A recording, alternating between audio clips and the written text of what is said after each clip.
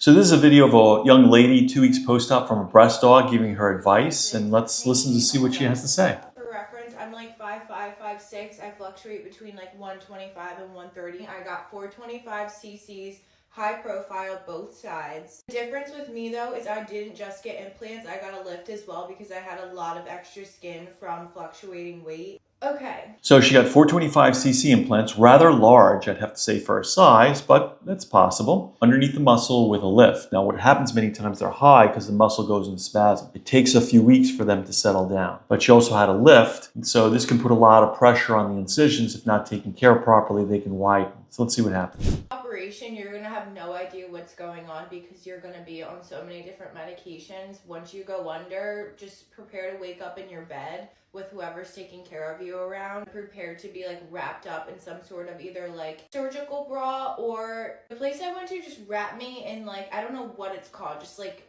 wrap. The wrap can cause more pressure, more pain as the breast swells. So the easiest, simplest thing is just to put a light sports bra on. Couldn't tell you how long the operation took. Again, I did get a lift and an implant, so it probably took me a little bit longer. I went in at like 10:15, got in right away, and I was out like by early afternoon, so I don't think it took that long, like 2 hours, 3 hours max. So you do lose a little bit of time being under anesthesia, and when you wake up, you're groggy. But an average breast augmentation with a lift is roughly 3 hours. If anesthesia makes you nauseous, tell them before, and they will give you medication because it makes me nauseous and I had to tell them, and they'll give you medicine before you go under so that you don't wake up and start throwing up. So the nausea medication can be an issue. If you're very nauseous under anesthesia, we put that in an IV. But I also like to give patients some pills to go home with, the Zofran. Pain medication makes them nauseous or any other issues nausea, it's handled. When it comes to movement and activity, the first 2 days you're going to be down. I was walking around my neighborhood by day 3. Again, I'm on week 2 and I cannot wait to start being able to run again. So exercise with a lift, I advise my patients not to do any exercise for 6 weeks because we don't want to disrupt the scars or widen them. Pain-wise, we do give you pain medication. The worst is the first 2 days. The third day always gets better.